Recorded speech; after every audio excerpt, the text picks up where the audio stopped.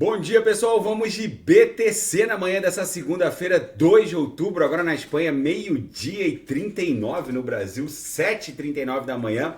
Acabei acordando um pouco mais tarde, porque eu cheguei de Dubai muito cansado e dormi aí quase 9 horas e meia, 10 horas talvez. Mas enfim, gente, a BTC foi parar onde eu disse que ela ia parar. Exatamente no patamar da média móvel de 200 períodos, que é uma instituição da análise técnica e que vai impor uma bela resistência. Vocês veem que o corpo real, o pavio superior, chegou a avançar. Fizemos a máxima em 28.484 e agora a gente está recuando um pouquinho para o patamar da média móvel de 200 períodos, que subiu no semanal. Agora a MM200 está exatamente em 28.150. É aqui que a gente deve acumular, talvez formar uma onda 2. A gente nitidamente desenhou uma onda 1. A gente deve criar uma figura triangularizada que vai ser uma onda 2. A onda 3 vocês já sabem onde vai parar. Num patamar entre 30 e 31.804. Depois a onda 4. E aí a onda 5 a gente vai investigar ela quando ela se desdobrar. Depois de toda essa movimentação aqui no 4 horas, nitidamente a nossa grande cunha triangularizada explodiu para cima. Eu reporto aos senhores que esses morobuzus aqui que se criaram sempre trazem os irmãozinhos, então é possível que a nossa onda 1 eventualmente estique até 29 e depois a gente volte para o patamar de 28 para desenhar a onda 2, tendo como centro gravitacional a MM200 ali no diário. Muito interessante essa movimentação. Tudo isso acontece quando o DXY começa a querer tossir. A gente não está conseguindo desenhar um corpo real que avance para além do topo do pavio da semana passada. É muito provável que esse candle aqui no semanal do DXY, que mede a força do dólar norte-americano contra uma cesta de divisas, acabe impondo uma sinal de fraqueza. E a partir da próxima semana, eventualmente o DXY desenhe um candle vendedor. Essa sequência inacreditável de candles compradores do DXY, uma hora vai ter um fim. Já são 1, 2, 3, 4, 5, 6, 7, 8, 9, 10. É o 11º candle comprador no semanal para o DXY. E a BTC não está nem mais ligando para o DXY. Simplesmente ligou o F e está se desdobrando em direção a 40 mil dólares. A gente está aqui, ó, alimentando o desenho de um candle aqui no semanal com um corpo real comprador muito interessante, com uma bela musculatura. Isso aqui, se avançar mais um quadrante e meio, vai virar um morobuzu. E aí vocês sabem, a principal característica de um morobuzu é que eles sempre trazem os irmãozinhos. E aí vai ser chapéu pro palhaço, a BTC vai buscar algo próximo de 40 mil dólares. Na seara fática, Sam Bankman-Fried, o infame fundador da FTX e um dos protagonistas do que já é considerado uma das maiores fraudes financeiras da história norte-americana, ponderou oferecer bilhões de dólares para dissuadir Donald Trump da corrida presidencial, segundo Michael Lewis.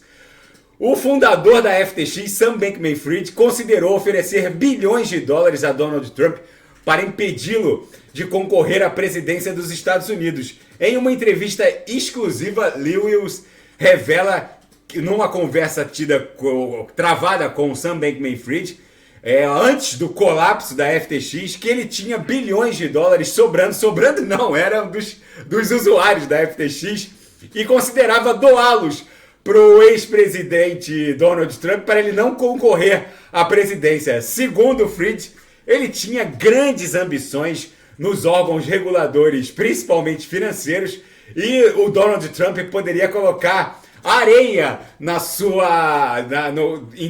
seus propósitos, enfim, na engrenagem dos seus propósitos. A gente sabe exatamente que tipo de engrenagem o Sam Bankman-Fried queria criar. E quem é a principal testemunha de acusação em desfavor do infame Sam Bankman-Fried? A sua ex-namorada e ex-CEO da Alameda Research, o braço de investimentos do conglomerado FTX, Caroline Ellison. Aquela que, um pouco antes do crash da FTX, tinha uma posição alavancada ostentando menos 1,2 bilhão de dólares no sentido long, a BTC caindo e ela aumentando a posição com o dinheiro dos clientes, enfim.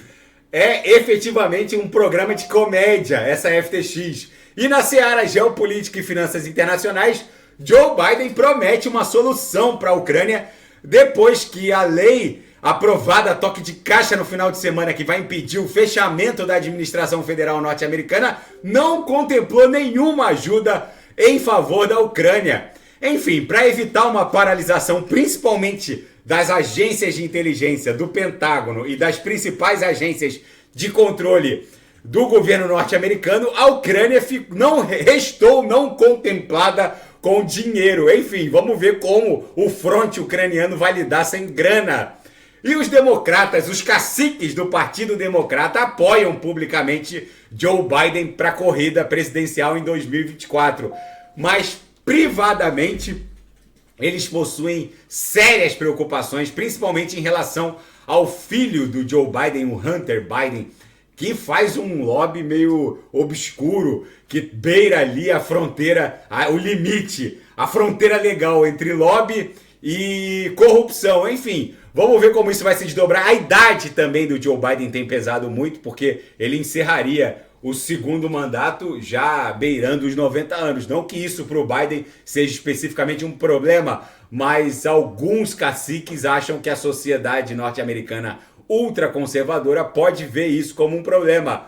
E no Dia Nacional da República Chinesa, hoje, 2 de outubro, a China comemora a proclamação da República Popular da China. O Alto Comando Militar Chinês lançou um curta-metragem, uma animação chamada Dois Elfos em um Pergaminho, em que eles deixam a entender que o único caminho para Taiwan é a integração total e incondicional à China. O Alto Comando Militar Chinês lançou um curta-metragem hoje, no Dia Nacional da República Chinesa, com pedaços de um pergaminho se reunificando e dando a entender que a província rebelde de Taiwan só tem um caminho para o seu futuro, que é a reintegração incondicional, política e territorial à China. Os taiwaneses não gostaram nada disso. Enfim, os americanos não reportaram e ainda não falaram sobre isso,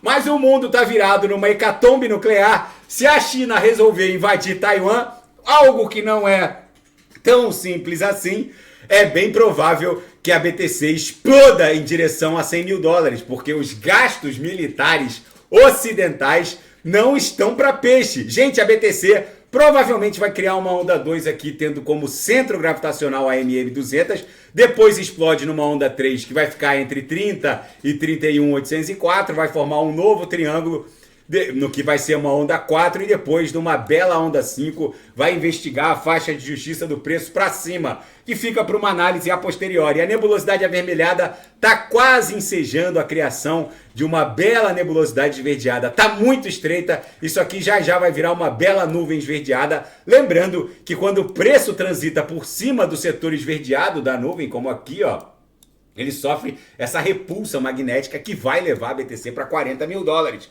Daqui a pouco eu volto, vou fazer ADA, XRP, Ether, ETH, o gás da rede Ethereum, LTC, Binance Coin, Atom, e quem quiser sugerir é só colocar nas mensagens abaixo. Grande abraço, até daqui a pouco.